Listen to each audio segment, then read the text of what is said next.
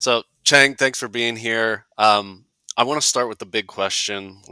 What is blockchain? What is the purpose? Why are we all here? What's the point? Yeah, yeah. Thank you for having me. So blockchain, I think is really a very big topic. It means different things for different people. It has a long evolution since the first time Bitcoin was introduced. Uh, like I come from the very technical background. I was doing PhD research in consensus algorithm in back in 2013. So my point of Bitcoin or like blockchain in general would be a bit more technical oriented. In my opinion, um, a blockchain is trying to solve the consensus problem in a very large scale. This technical problem has been researched many years in the past.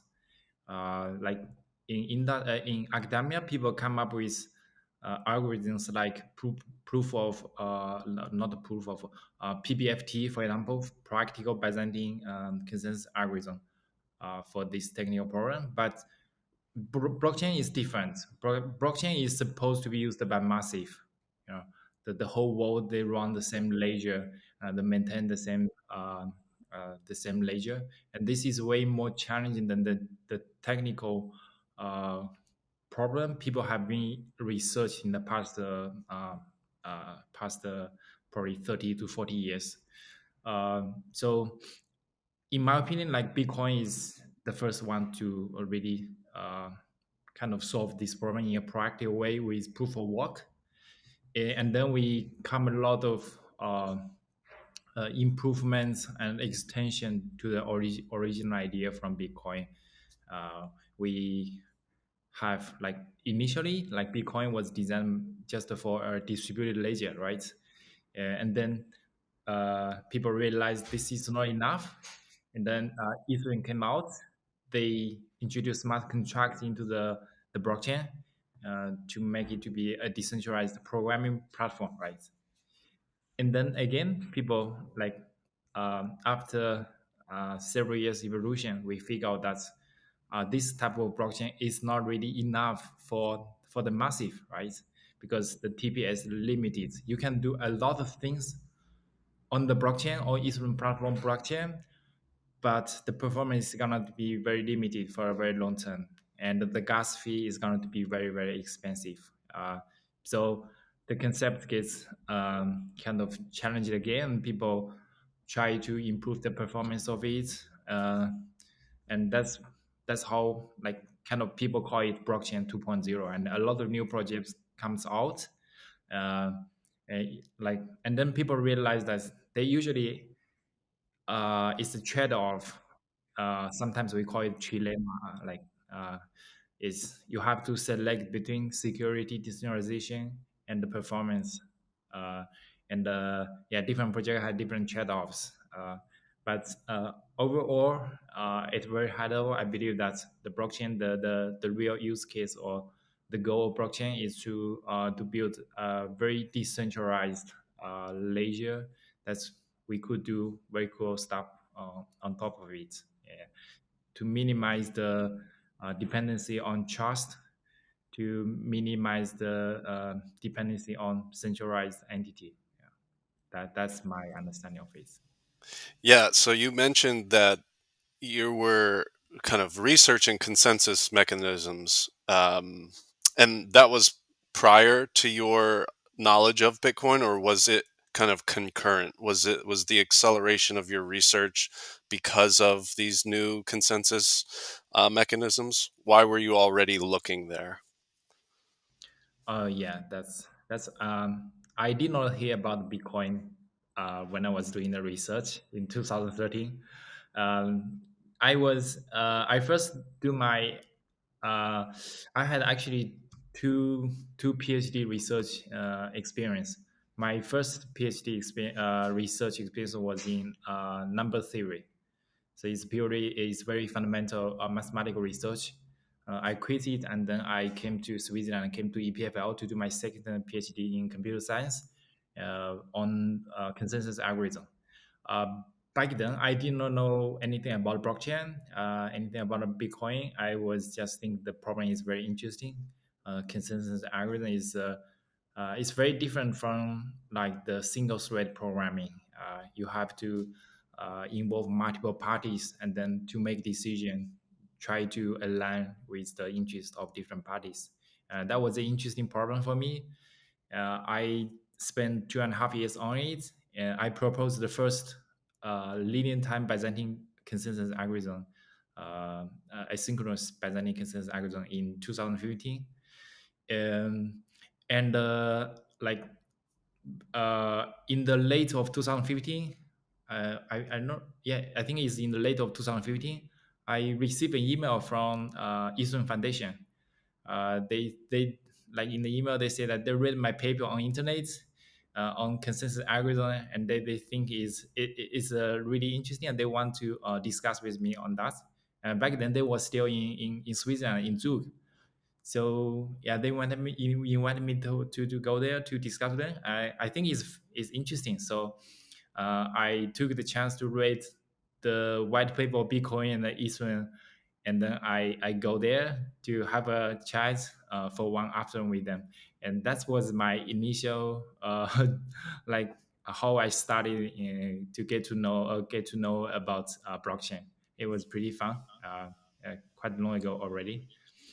Yeah, So that's an awesome experience. Who did you bump into there, and what was kind of your outcome feeling from a meeting like that? Did it excite you in a particular direction? What was like your main takeaway?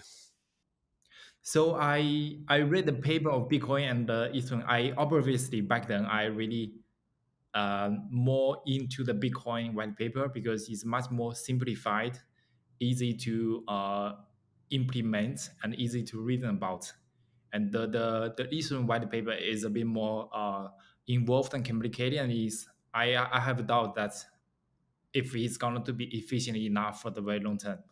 Uh, so that was my first impression, and I went there. I chatted with them, and they are very like hardcore people. You know, uh, I see Vitalik there and see a few of his other colleagues there. They are very hardcore. I had very good technical impression by them.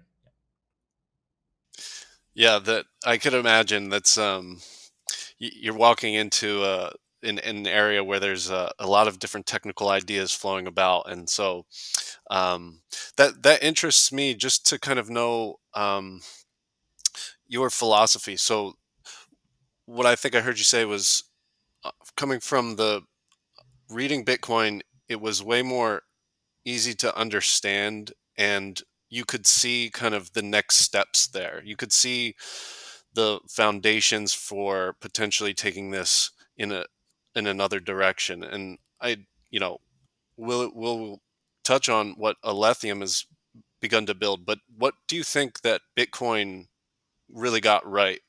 What do you think Ethereum really got right? And then I think that'll lead us into understanding what you think they got wrong. So maybe Mhm. just touch on like what are those things that you think they did well that are correct and just needed expansion. Yeah. That's I think that's a great question. Like face the principles or face the philosophies is very important for any industry. Yeah, I really like Bitcoin approach, and still right now we are very much following the Bitcoin approach. It's trying to make the protocol, make the algorithm to be as simple as possible, and try to make the full node, the client to be lightweight enough. Sorry, Steve. Stephen, it seems I cannot see your video anymore. Oh, really? I Can you hear me? I can hear you, but not your video. Huh. I will flip off and then flip back on and see if that does anything. If I remember correctly, um, you're you're just about to kind of answer about following Yeah, just Bitcoin and what Bitcoin got right and potentially what Ethereum got right, yeah, and then we'll go from there. yeah. So yeah, as I was saying, like face the principles is very important in any industry. So I really think Bitcoin, what Bitcoin did right is always try to make the protocol to be as simple as possible. Try to make the full node to be as lightweight as possible, so the technology can be easier to be reasoned about, and can be run in a large scale, and can be very sustainable for a very long term. Like for example, right now still I can run like the Bitcoin full node on my laptop or on like a low end computer, and this is really important for decentralization, right? You can have massive full nodes on the all around the world. They don't trust anything, they just do verification, right? And this is amazing. Yeah, you don't need anyone to help in the validation. You don't need to trust any large service providers on the verification. This is very very cool. So yeah, that's very very unique by Bitcoin, because like no other protocols is so strict on this part, to make it very simple, to make it very lightweight and efficient. Yeah. And then Ethereum comes up with new features, with smart contract that brings a lot of new power to the platform. You can build very very cool the apps on top of it, like Uniswap, like DEX, like name services, oracles, a lot of decentralized applications. Yeah, and especially in the past few years, we have seen a lot of them are really being used in production. This has been proved that it's really working. So I think what even they have really done well is to come up with this new blockchain programming paradigm, and build the whole ecosystem, the whole tool chain to make it to be really very friendly to build on top of it. If I recall correctly, like Ethereum was not the only platform that uh, have these kind of features in mind. A few other blockchains was also trying to do this, but the others they failed because the whole development experience is not as good as Ethereum. This is partly because of the model of Ethereum. It's really very friendly for programming on top of the blockchain. Partly because the whole community really they it's very hardcore. The whole community is really hardcore. They really want to make the platform to be very decentralized, to be very friendly to developers. Yeah, and that was what I think the advantage of Ethereum, and they did it really well. Yeah, but on the other hand, right now we have seen a lot of issues like uh, on the Ethereum platform is uh, like first is like because of the throughput limits, like transaction fee is getting higher and higher, and also the blockchain itself is getting a bit bloated. So it means running the full node is it's not as easy as Bitcoin, right? So and this can have an impact on how people can verify the blockchain in a very large scale. Right. And also lately they kind of they switch to proof of staking, and there are some new questions comes about that. So yeah. It sounds like too that there's an art and science here, and you want to balance kind of the strictness of some hard science and first principles, and how to actually enable a protocol to work and scale. And then you also need to attract humans. You need, because Yeah. kind of at the end of the day we're servicing humans. It is, what is that experience like? And can you get a network effect going around it? So the art Yeah. and science of protocol development and blockchain ecosystem building sounds like a very complex, delicate balance. Um, but you need robustness and you need scalability. So let's talk a little bit about Yeah. Alephium. It's the first operational sharded layer one blockchain, which enhances and scales kind of proof of work and UTXO concepts. First of all, can you Yeah. just tell me about like why is it named Alephium, and then can you paint us a picture of what sharding is, and so others can get the general concept, and then we'll talk about the art and the science part of Alephium. Mhm. Yeah. So first about the name, I'm a big fan of Israel, as I have said earlier. So the naming of Alephium is a combination of Aleph and a postfix that is similar to Ethereum. Aleph is the unit of infinite. If you know a little bit about mathematics, you know that there is there are actually different kinds of infinite, and there's a way to measure that, and the Aleph is the unit to measure that. So I put them together.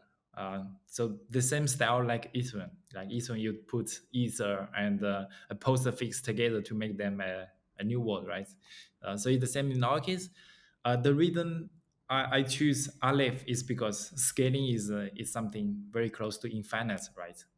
So you want to scale something, it basically means you want to empower it with infinite possibilities, right?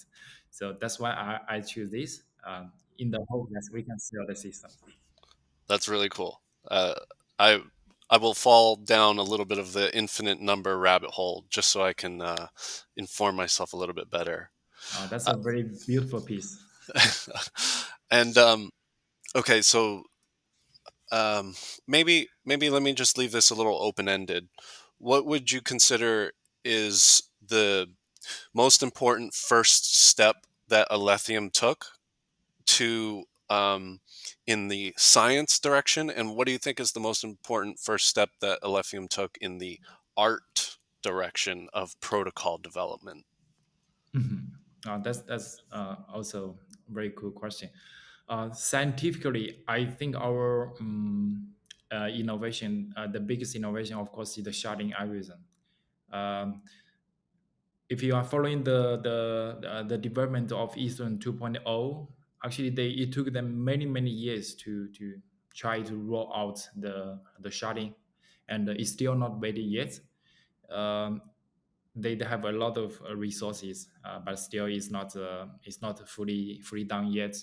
Uh, but on our side, I came up with this new algorithm in 2018, and then start to work on it to build it. And our network and our sharding algorithm is in production since last year on the mainnet. So I think really scientifically, what we have done great is we proposed the first very practical sharding algorithm that is can be mathematically proved, and also is implemented and working in production for more than 1 year. Yeah. And the very difference between our sharding algorithm and the Eastern sharding algorithm is first, it's very lightweight and much simpler to implement. That's how we can do this with a much smaller team in 3 years, right? Uh, so that's is very important. It's kind of aligned with my philosophy, saying that I really like Bitcoin's like try to make everything as simple as possible. This kind of philosophy. So this is the same in our case. Yeah, we propose this very simple sharding and a very efficient one. I would say there are some. Sorry. Can I ask something Yeah, really please. quickly? Is okay, here's my beginner level understanding of sharding. It's just the conceptual idea is that if you can do the computation or the storage in different parts, you take one mirror and you break it and you have many different shards of glass. If you were to bring that back together, you get one whole image, but you can distribute some of the, is it the computation, is it the storage, what is it that's happening in those shards that then bringing Mhm. it back together keeps this whole the state in um, correctly. Yeah, yeah, yeah. So sharding is uh, I think it has two critical parts. The first part is what you said is the partition. You giving a ledger, you can basically split into multiple shards, and they can run in parallel, right? So that's the very simple part. Everyone can imagine how it should be done.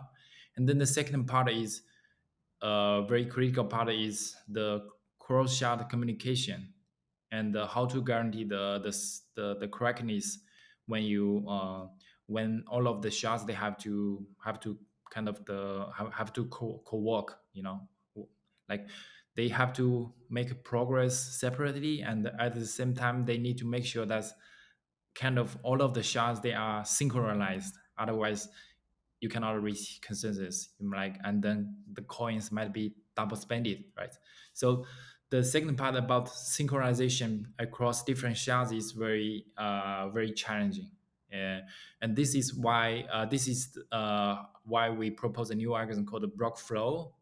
In our approach, we managed to solve it by leveraging the UTXO model. We first split the blockchain in a very specific way. We first split the addresses into G groups, and then we split the blockchain into G times G shards. And then each shard they will be responsible for all of the transactions from one group to another group. And in this case, uh, all of the dependencies between the groups they are actually all wrapped into one specific shard. And then uh, when you need to kind of synchronize across different groups, you don't need to synchronize across all of the shards. You just need to for each group you just need to synchronize across all of the shards that is related to your group. So in this way you don't need to synchronize across all of them. This can make the communication synchronization much more simplified. And then we leverage the proof of work system to um, for the to be the fork choice rule. When you have multiple forks, you know how to select the right dependencies from the shards, and based on our specific structure. Yeah. So like um, to summarize it, we leverage proof of work and we leverage the UTXO model to get this simplified and efficient sharding algorithm. It's very different from proof of staking, because on Ethereum you're gonna to really have to design a beacon chain, and that is gonna to to to manage all of the validators. And in proof of work you don't have this. So uh, that's a quick introduction to the algorithm without going to the details. Yeah, yeah, love that. And people can find the white paper on alephium.org, Yeah. which was really another great dive into more of the details. So that was kind of a touch on the scientific side of Alephium. How about more of the art side of Alephium? What do you think is like the first uh, or like the best step that Alephium took in the art the ecosystem development route, Mhm. if that makes sense. Yeah, I got that. How to basically how to make sure the platform is good for building applications on top of it, right? How it's designed to be. That with humans in mind, Yeah. it is how do you get that? How do you really get it going? Mhm. I think initially, what I want to build is just a sharded blockchain. But then, as I think in 2019, starting from 2019, like the DeFi actually start to kind of explode, and I did a lot of research and learn how this actually works, and then I realized that this is gonna be huge. and we have to also have something on our platform. Um, so there are some benefits that if people do like build the apps on top of us, because we are a sharded blockchain, uh, the throughput is gonna be higher, the gas fee is gonna be lower, and there's a good motivation for people to really to build on top of us and use us. So that was the initial idea, and then as we are developing, and also as the ecosystem, the DeFi ecosystem was growing, we see a lot of issues in the ecosystem. The one of the most challenging issues in the ecosystem is security. Like in the past 2 years, we have seen a lot of hacks happened in in the field.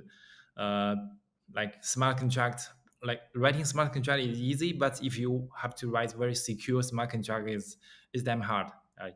Uh, so that's kind of motivated me to like think about the problem, how to make the whole the app development to be more friendly and more secure by default. Because right now, if you want to build the app, it's actually the bar is pretty high. You are going to learn all of the good practices of Solidity, and you are going to get your contract get audited and pay a big amount of money because there's so many things to check, so many things can go wrong. Um, and I see that as a huge problem for massive adoption and for scaling, because it's really hard to onboard new devs. Yeah, it's so easy to make mistakes.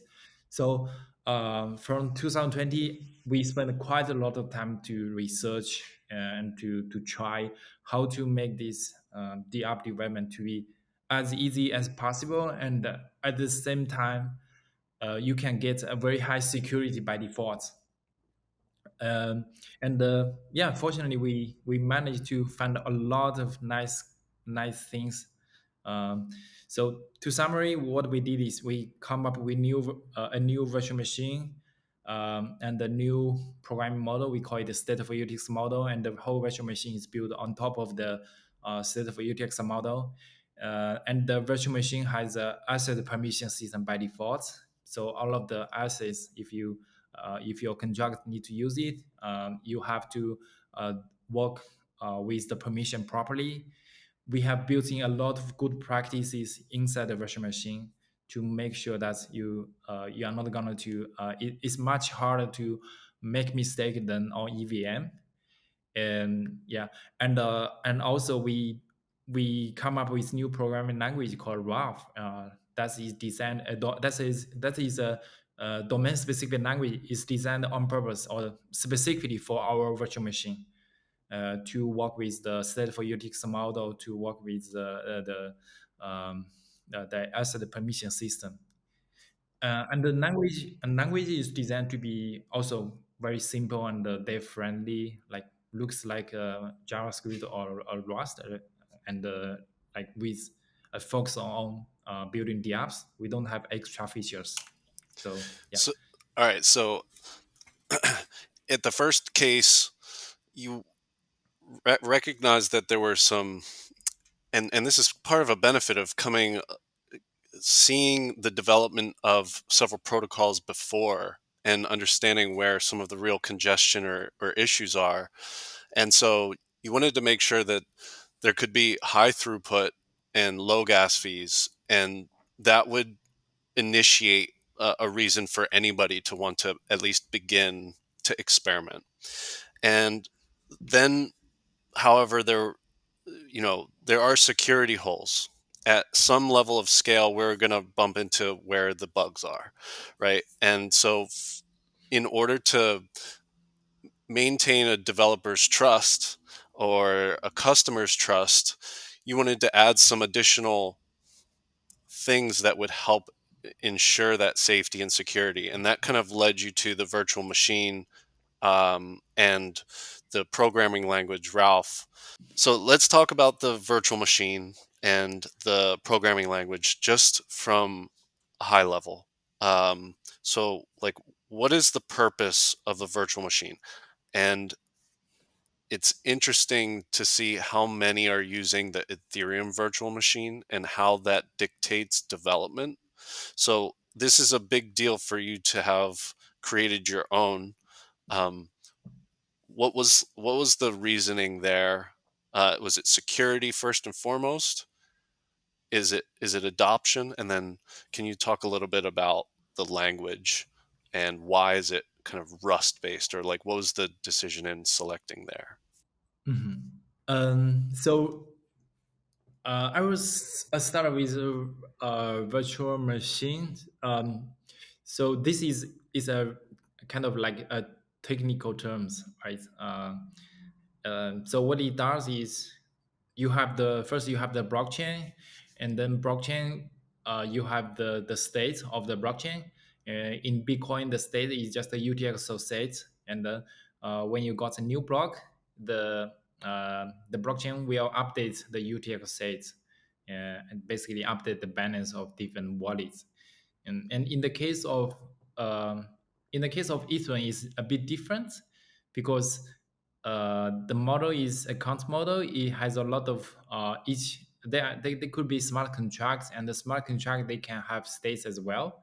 So in this model, every new block state might change the state of smart contracts. Uh, and we need a way to basically to model this state transition from one block to another block. And here it comes the virtual machine. Basically the virtual machine is it took a transaction with some instructions, and it just execute the instructions and then modify the states, modify the balance for users. So that's it. It's pretty much like other virtual machine, like a Java virtual machine, or the verbal virtual machine that executes the code or the instructions from users. So yeah, the same on blockchain, and and this is very critical part. If if it has a small bugs, like the whole blockchain can go wrong, right? And if it's not secure enough, I mean, if it's very easy to like write bugs in the smart contract, is also not good, right? Because then like devs they can easily write bugs in a smart contract, and the attacks they can attack it. So uh, both security are very important, like the correctness of the virtual machine, and the security of smart contracts, or the security of the instruction set. Both of them are very very uh, important. And Eastern was designed in 2016, 16 and before, right? It was designed long, long ago, and I think back then, like they did not envision how the blockchain, how the DeFi would look like in like long ago. So uh, I think they did a great job back then because they have no way to predict the future. But apparently, at the current stage, that's not enough. Uh, so it's a bit like JavaScript, you know, like in the early days, people invented JavaScript. They did not see that it's going to be the kind of the main language for web. And then like after so many years, actually JavaScript becomes the main language for the web, but it's so hard to use JavaScript. It's so easy to make mistakes. It's not good. And then like people come up with TypeScript, right? Nowadays, I never use JavaScript. I always use TypeScript to program it, and then it got compiled to JavaScript. So it's the same for smart contracts. You have EVM, you have Solidity. They are invented like long ago, and right now they are not kind of not the best solution or the best approach for building the apps. People need to come up with new solutions, new ideas, new technologies, and so that's what we are doing. It's not saying that like EVM is going to die in the near future. I think they are still going to be in the space for quite a long time. But I think the space need new language, new virtual machine as well. Just we see that in the programming language world, a lot of new language comes up. Like Rust. Rust is a great example, right? It was relatively very new language, but it got a lot of adoptions in the past few years because of all of the security advantage of the new language, right? So I think it's going to be the same for the blockchain space as well. We're going to see new virtual machine, new language out, and they will get adoptions because of the better features. And what we are doing right now, I believe, uh, is totally on the right direction and is pretty unique in the space. First, our virtual machine is very secure. They are it's based on the UTX model, and this is very unique. Um, UTX model has some advantage over the account model because um, all of the assets are stored in the UTXO, and they are locked by users' private key. So all of the assets are actually totally owned by the controlled by the users. They are not controlled by the smart contracts. In this case, as long as your private key is not leaked, your assets is always safe. But on the EVM side, it's different because if you if the contractor has some bugs, they like the hackers they can steal all of your coin without without even ask your permission in some cases. So that's a main difference. I believe this fundamental change in the model for the virtual machine is very important, and we built it on top of it. Uh, and we are not the only one, of course. There are quite a few blockchains using UTX model to kind of leverage these security advantages. What is different is our model is called a stateful UTX model. It's a combination of account model and UTX model. Yeah, in the past, what we have learned from history is like UTX model is not easy to program with. Uh, like on the other hand, the account model is much easier to program with, and we have a lot of solutions for that. And our solution is we propose stateful UTX model to combine the classical UTX model with the account model. So basically, your assets are in UTX model, but the contract states are pretty much like the account model. So you get the security of UTXO, and also you get the programmability and the expressiveness of the account model. So try to combine the good part of both.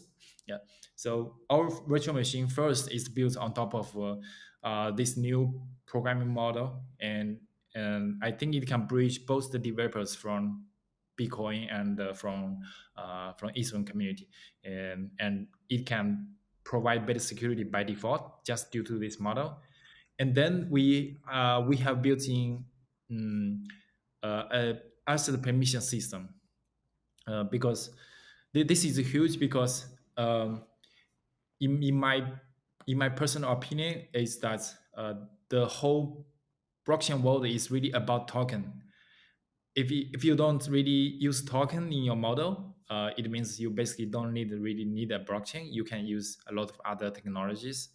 Uh, here, like all of the operations with assets is very important. It's very critical because tokens they have value. You have to make sure that it's very secure. Uh, and then in the virtual machine, like the smart contract, they will interact with assets. How can we make this much more secure by default? It's going to be very important, right? So we propose this asset permission system for every function, where every call you're going to specify if it's going to use the assets of users or if it's going to use the assets of the smart contract, and those have to be very explicit in the smart contract. And this is going to be like this is going to prevent a lot of the exploits that have happened in the EVM ecosystem, because if one function is not supposed to deal with assets, there's no way that the hackers they can cheat it, right? Right. So if you're obviously very familiar with the trilemmas and the what the trade-offs are. So Yeah.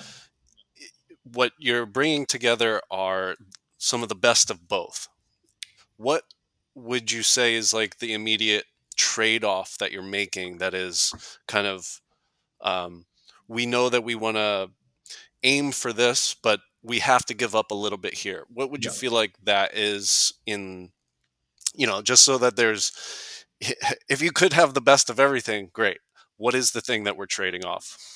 That's a great question. Yeah. So apparently, we try to combine kind of the best of both. So it means we have to sacrifice something as well, right? So I would position our project somewhere between Bitcoin and Ethereum. Like for example, Bitcoin is really lightweight. It only works. It's only just for ledger, right? A distributed ledger. It doesn't work with smart contract. So we bring this to Alephium. It means we are going to have to dedicate resources to execute the virtual machine, right? So it means the overhead is going to be a bit more than Bitcoin because you have to do a lot of more things, right? But still, we try to keep things as lightweight as possible when designing the virtual machine, when designing the sharding algorithm. So it means we can be much more lightweight and efficient than the Ethereum. So I think here is it kind of stands somewhere between Bitcoin and the Ethereum regarding decentralization, regarding security, and like our main strength, of course, is the throughput because of sharding. But if at some point the Ethereum the Ethereum guys they make sharding work in production, then this part we are kind of the same. Gotcha. Yeah, and when you were talking, kind of made me think about, there's something that we share between Alephium and Wolfram Blockchain Labs, is that we're both part of the UTXO Alliance, Yeah, which means we have a kind of a common or shared interest for innovative developments with UTXO models. yeah, Have you seen what Alethium is doing benefit others in the short or potentially long term? And have you seen benefits from others inside Alethium for how you plan to do things? Could you talk a little bit about that shared UTXO uh, space? yeah. So I think the UTXO alliance is a great idea because UTXO programming model is pretty kind of not the mainstream right now when it comes to the app development, right? So it means if you want to onboard new developers, they need to like take some time to learn about it and to get used to it. So the learning curve is a bit higher than if you nowadays programming on Solidity. So I think it's good that all of the UTXO blockchains they kind of work together, try to come up with something to educate people about knowledge about UTXO in general, and try to work out standards when it comes to interoperability, for example. That can be really really helpful for the whole ecosystem. Yeah, and regarding what we have been doing can be useful for the UTXNS. I think right now we are still like really very focused on the development because we are kind of very young project. Uh, we have still a lot of things to finish, so we did not push that much hard on this. We are mostly kind of following the kind of the timeline of the organization, and we are still relatively very small, right? So yeah, Sometimes you just have to put your head down, run as far as and fast as you can, and let others kind of see what's happening and riff off of that. So, no, I totally understand that. Um, but you did mention kind of the learning curve of developers. It does, it takes time for people to ingest ideas and work and cooperate on them over more than just a few months. It takes years. So, what has kind of been the learning curve for you, um, as you did protocol development and, you know, helped build a team around these ideas? What would you say was you learned, that you found was easier than expected? and what did you find that was harder than expected? Mhm. Um, yeah, yeah, all are good questions. Uh, I never thought about this. I pretty much too much focus on building in the past few years, but I think it's a good time to reflect a bit. uh, Looking back, I think what is very challenging is always like find the right people to work on the project, because building a blockchain from scratch is not easy at all. You have to have the best kind of engineers, best people to work on it. Yeah, and I feel really proud and honored that we have a very small team, but like all the engineers are like a 10 times engineer, 10x engineers. And we managed to deliver a lot of things with very high quality in a short amount of time compared to a lot of other projects with limited resources. Yeah, so this I think it was the really the most difficult part. And now we are in good state because we have a very stable team. uh, yeah, we are very we know what we are going to build, and we have very clear kind of vision for the middle term or long term. Yeah, And that's awesome. yeah, and regarding what is easy, I think Easier than expected. easier than expected. I would say probably management. uh, I'm a pure technical guy. I have no management experience in the past. So I have to learn all of the management stuff just for this project, and I found this like easier than expected because probably because the team is really great. Like we are very efficient and we know each other very well. So there's not too much to manage, and I'm pretty much still kind of focused on development every day. So yeah, that's I'm not sure if it's the case in general, but it's apparently the case for us. Yeah, that's awesome. I'm sure it's not the case. I'm sure that there are way more variables potentially in managing humans than there are in managing code. So, my hats off to you. That's awesome. Um, I, I kind of wanted, because you mentioned this earlier, that in your studies you did use Mathematica for obviously in your number theory and different pursuits. C- I, I'm curious to know, like, how did Mathematica assist you, and then also, Like how yeah, much. go for it. Yep. Yeah, I did my bachelor in maths and the PhD in maths as well. I quit it, but I think maths really is always in my heart. I think like if I did not do maths, my life will be different, and my past, my whole life path will be totally different.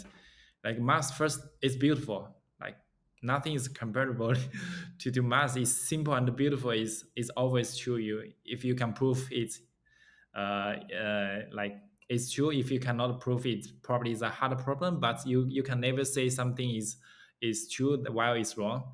Uh, so that's something very unique. And the second thing is, mathematical is math is very helpful for people to think about the face the principles. In math, you have like the whole math is built on top of a few simple rules about the numbers, and then you have this huge knowledge base of math just built on top of like a few very simple rules. So this is like really like the I think the best example of face the principle approach, and that's deeply affected me. Affect a lot of my how I make decisions, how I do stuff, how I programming. And the last one, the last point I want to mention is like math is kind of a very good exercise for your brain. If you really want to think hard, you choose math, right? There's no bad no bad courses than math, I believe. Yeah, so that's my how I really think math is great and how it really empowered me. I I believe it, and I'm sure that it pops up everywhere for you. I'd be most interested to know if it pops up in your management of people, and if you feel like you see it at all there. That's just a fun idea, um, because because where's the math in the management of people? Does it pop up there for you? Um, so I think for management, I kind of model it as a distributed system. You know, like you can see a team as a distributed system that is consists of a large group of people, and people need to talk to each other. And this is no different. That's how the distributed system is working with. And then the goal of management is to make the communication and the like coordination to be more efficient, right? And this we have regarding this problem, like the scientists, they have come up with a lot of uh, cool ideas on this and the solutions on this. So when I do the management, I always try to borrow ideas from distributed system. Yeah, and then probably that makes life easier. That I don't know if that's written into a management book, but that is very interesting, and I love that it is trying to find consensus amongst a distributed group of people. And how do you have somebody off over here running on this project and here, Yeah. and you're here. Um, that's Yeah, at the end, I think everything is about information. You can also get information, inspiration from math and computer science. So we're gonna wrap up very quickly here. There's one kind of section of our podcast interviews that we want to do, which is just define. I mean, we spoke a lot about UTXO, but um, could you just kind of define what UTXO is in like a high level overview? Not like how it relates to Alephium, but just like as a glossary term. If somebody was to flip open a dictionary, what is UTXO? Mhm.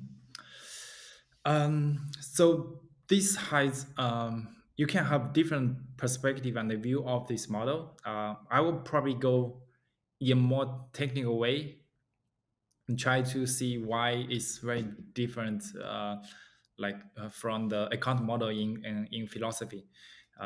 So account model is you basically have the database, and then your transaction can directly read and write into the database. So this is the model that's very much like the usual programming in the physical world, in the other fields. But the UTX model is something very different. It's more like the functional programming. In the transaction, you have some input data, and you use them, and then they will not exist anymore in the database. And then you generate some new data and you put them into the database. uh, so this philosophy is very different in the sense that everything is immutable. You you can make it, you can use it, but you can never modify it.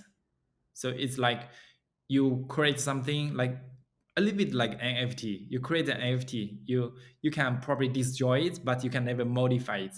And this kind of immutability is can can be beneficial for a lot of things. The first thing is the security, right? You can never modify an UTXO. So like even though hackers they hack your system, they can still they can never modify the UTXO. They can hack the other parts, but not the UTXO model parts. The second part is because it's immutable, you can do a lot of computations in parallel, because you are gonna never to worry about this race condition when people are trying to modify the same states, and this is not the case in UTXO model. So yeah, that's how I would say, from very technical perspective, it's very much like the functional programming.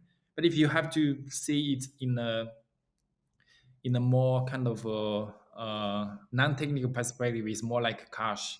Uh, you have the nodes, you can use it, but you can never really change the nodes. Yeah, and that can also be useful in real use cases. And just because we never got there, could you do the same thing for proof of less work? Just give us the high level of it, and I think we'll have to wrap up on that one. Um, Mhm. so, what is proof of less work? And please feel free to define it how it makes sense. Yeah. So I will first start with proof of work. Proof of work is basically you have the blockchain and you have group of miners, and miners they spend the energy in the physical worlds to find the solution to the mass puzzle, and then they submit the solution to the network. So that's how it works, and the security comes from that. If you whenever you want to attack the blockchain, you're gonna to spend the same amount of energy, and then try to revert the blockchain, the ledger. If you don't spend the energy, you cannot do it, right? So that's how the security is guaranteed for the classical proof of work blockchain. And So here the problem is energy consumption, because like every new block will consume quite a lot of energy, especially for Bitcoin.